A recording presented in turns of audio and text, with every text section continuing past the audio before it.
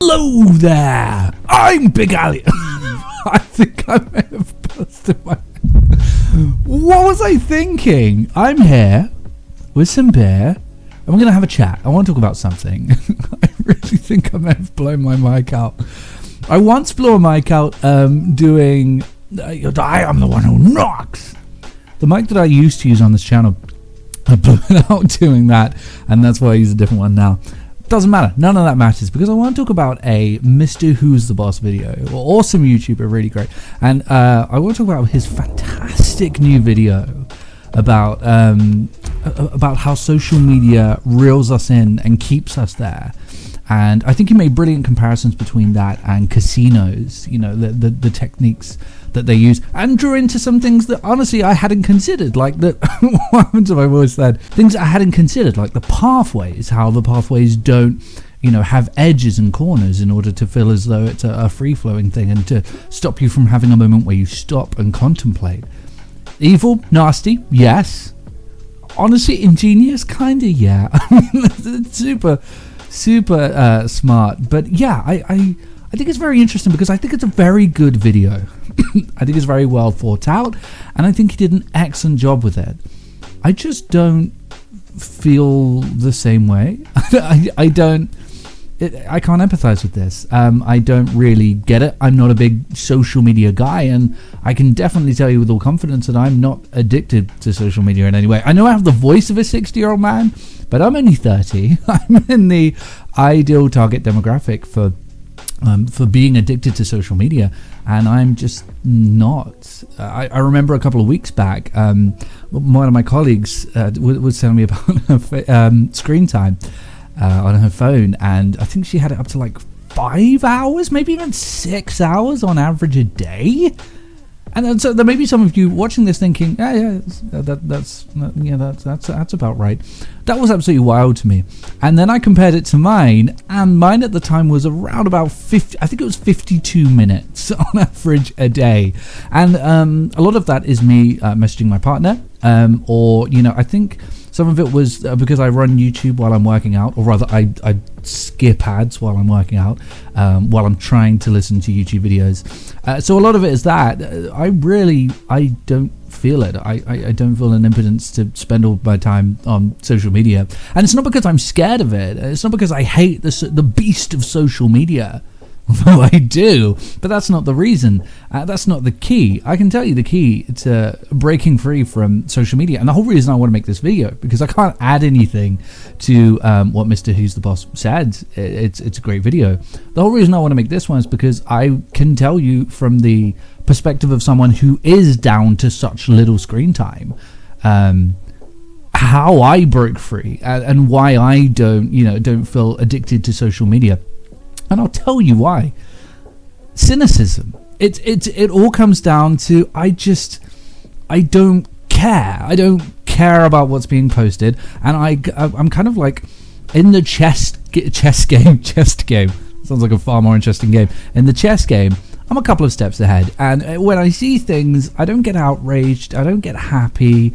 I don't care. It's an apathy, and like I said, a cynicism that leads to a sense of apathy where it's like, oh, okay, I don't give a fuck. You know, I see posts that are inflammatory, and it's like, I've seen this before. I know what you're doing. I've seen this before. I know where this goes, and I don't care. And now I've spent so much time feeling this way that going into social media, I know that that's what's going to happen. And that part of my brain that's triggering, the part that people would like to have triggered but just can't yet, is kicking in saying, well, don't click on it. Don't click on the app, because it's just going to be the same thing. It's going to be people who are disingenuously doing things, people who are lying about how exciting their life is, people who are, making people angry for rage clicks and doom scrolling, and that's what it's going to be. It's so fake and repetitive too. I definitely have a sense of and this is honestly the way that my mind works, and there's something that I could maybe get into a little more in the future. I'm actually this is sort of encroaching on some of the things I took therapy for, but I'm always like looking at the net end of something. It's why diets don't work for me, because ultimately if I start a diet, I won't get excited about it, because I know in the end I will begin to consider how viable it is to live a lifestyle like that, and it will begin to atrophy. And because I know that's going to happen going into it, I don't have the momentum starting out, which is why I have to do things like working out, which is something that I do enjoy and can see a future with. So I do that. This is not a flex. I work out. LMFAO be like. But yeah, I mean, I just see the route, I see the path at the end of the yellow brick road, and I don't care for it. I don't care for any of this. And I guess my advice to you, if you really do want to break out of this, is to not approach it as something that you're trying to break free from. I know there are a lot of apps and services and even phones that are designed around cutting your screen time down. There's a phone, I think Mr. Who's the Boss even reviewed it, which is like a super simplistic phone, and it's designed to be as simple as possible so that you don't spend all of your time scrolling. There's a lot of focus on this right now, and I think there should be. That's good. But ultimately, I think the best remedy is to not go into it like that. Just go into it trying to predict what you're going to see. Obviously, I can't reach into your mind and give you the same approach that I have, but quite frankly, that is the advice I would give, is to try to be cynical and try to realize going in exactly what the net end is going to be. And that's kind of what killed Twitter for me recently, aside from the fact that it's an absolute shithole over there at the moment, worse than it's ever been. But I know when I go on that, I'm going to get some sort of rage bait. I know that people are going to try to get me angry, and I can see a few steps ahead. And therefore, the bit in the middle just isn't there. It isn't fun. It's like a journey, right, in a car. You get from A to B. But if the journey itself isn't fun, you don't want to take it, which is why you'd rather take it in a fun car, in something that's good. But if you know going into the journey of social media that it's going to be vapid and bollocks, basically, then you're not going to want to take that journey. The end result is not going to be worth the journey getting there, and I think that's important to remember. Listen, social media is in the worst position it's ever been in right now. As someone who's lived through the entire era of it, all of it, I can tell you that this is the worst spot it's ever been in.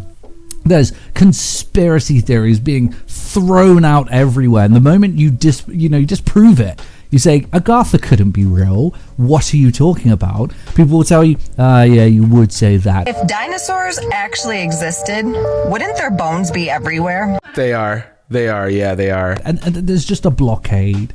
There's no winning. There's no winning a fight. I don't reply to comments. I don't reply to comments on here. I don't reply to them on Threads, on Facebook. I don't even leave comments on Facebook, Instagram, anything like that. I don't do it. And the reason for that, aside from the fact that, and if you know me and you've messaged me and I haven't messaged back, I'm just very bad at it. But aside from that, I know what the end result is going to be, and it's not going to be a conversion. I'm not going to help people realize things, because they're going to say no. They're just going to say no, bury their head in the sand, and we're going to get no further. Now, if you expand that to the whole of social media, that is what you have, and it is just a big waste of time. It really is. It's nice to see, as an endpoint, it's nice to see Mr. Who's the Boss rallying against social media, to be honest with you. I know that he has to remain sort of politically ambiguous, but the fact that that video was largely about Twitter, and he's sort of telling people how to, pull away from it, I think that's very good. That's a very good path to take. It is a horrifically toxic place over there, and look at the damage it's done. Look at the damage that rage bait and hate clicks have done to us. It's really, really damaging, and we are not in a very good spot. So it's a net positive for all of us to just back off, and in order to do that, I think you need to go into it realizing that you're not going to have an impact, you're not going to change people's minds, and you're going to experience the same thing over and over again. It's going to be Groundhog Day on social media, and it's only going to get worse. So bear that in mind. If you can apply that, that's fantastic. If you can't, I'm sure you can slowly weave it in and begin to kick this, because it is an addiction. It is, you know, the chemical release that they provide to us, the potential of dopamine, which is again something he spoke about in the video. It's a definite chemical, and it's very addictive. So do your best, but if all else fails, then good luck. And I will see everyone later. And I apologize for blowing out the mic at the start.